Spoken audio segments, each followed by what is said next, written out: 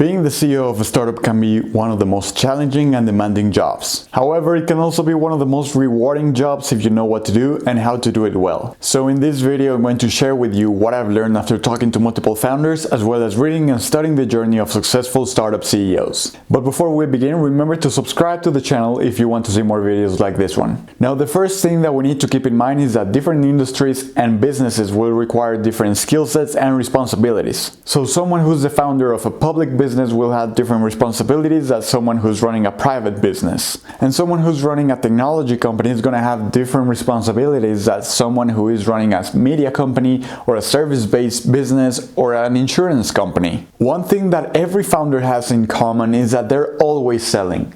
And this doesn't mean that they're only trying to sell their product or service, because good founders are extremely good salespeople. So they're always selling regardless of their background. No matter if it's to recruit their co-founders because they are missing some skill set for their business, or if they're trying to build their team so that they can grow and reach more people with their product or service, or if they are trying to raise money so that they can grow more quickly. It doesn't matter what they do, they're always selling. And they have that ability to persuade people and tell their vision in a way that is compelling to move other people. So the number one job of a founder is to be selling all the time. Now, another thing founders do is that they're always trying to improve their product or service. And there is a reason why I put this one as the second one, because if you're not selling and making money, it's not going to be possible to improve your product, because one, you don't have any feedback, and two, you don't have any money to keep the business going. So the most important responsibility as a founder is to be selling, and the second one is to improve the product, the service, and to take care of your clients or customers. Now, as the CEO of a startup, you're probably going to have different responsibilities that you wouldn't have if you were a bigger company. So what I mean by that is that you're probably going to be doing things outside of your role of CEO or as a founder that you have to be doing at the beginning, because you don't have the cash flow to hire more people or to delegate the stuff that you don't like. And one of those activities is to talk to early customers to get feedback and see how you can make your product or your service better.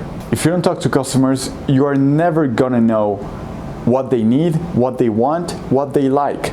Now, here's the thing. A lot of people make the mistake of not wanting to talk to customers or to clients because they have this misconception that because they have this vision and they want to make it a reality, the customer has no idea of what the final product is going to look like. So how are they going to get feedback from them?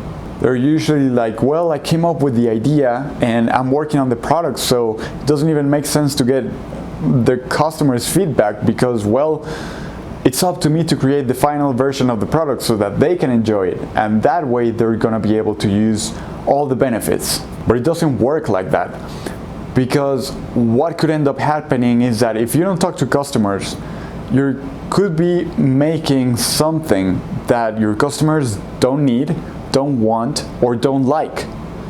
So it's very important to talk to customers and get feedback to see how or if you should change your product or service. The bottom line is this: you need to talk to customers to figure out how you can make your product better.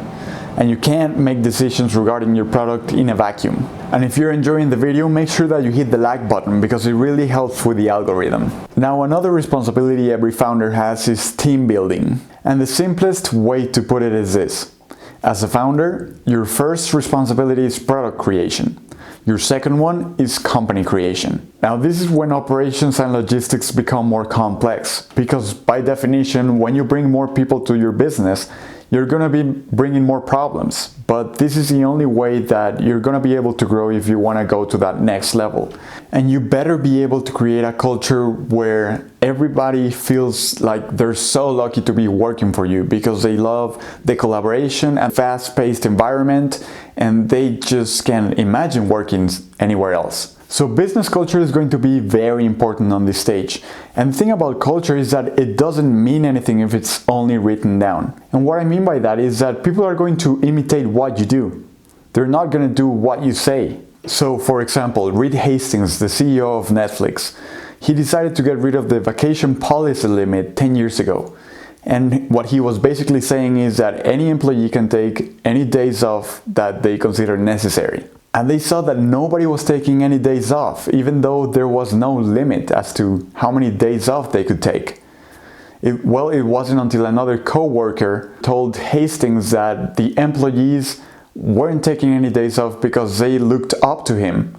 So because he wasn't taking any days off and he was working pretty much 365 days a year, well, the employees felt kind of guilty to take any days off because the boss wouldn't take any days off either.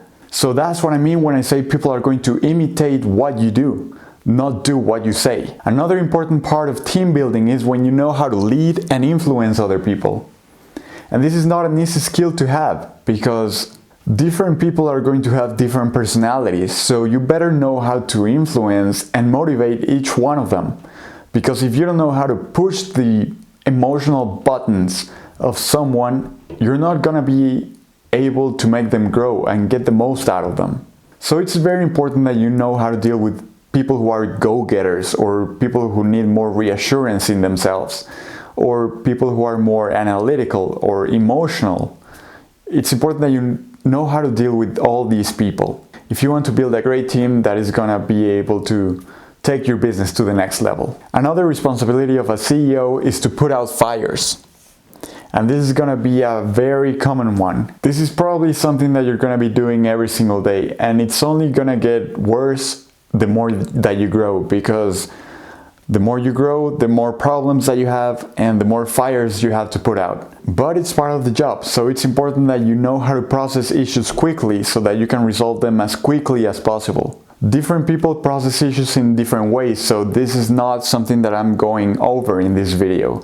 But if you want me to cover how to process issues, then leave a comment saying that you want me to talk about that, and I will make another video talking just about that. But the last one is long-term strategy. So once that you have proven that there are people out there that need and want your product, and once you have proven that your idea is actually profitable, then you can worry about long-term strategy. And this can be things like focusing on building a unique brand and finding your positioning, or casting a vision and coming up with a plan to make it a reality, or creating purpose and alignment for all the people working in your company, and using metrics to guide your decision-making for long-term and short-term strategy. But these were just a few of the many responsibilities founders have when they start a business. And what would you focus on if you were a startup CEO? Comment below. I'm curious to know. Hit the subscribe button if you want to see more videos like this one, and I will see you in the next one.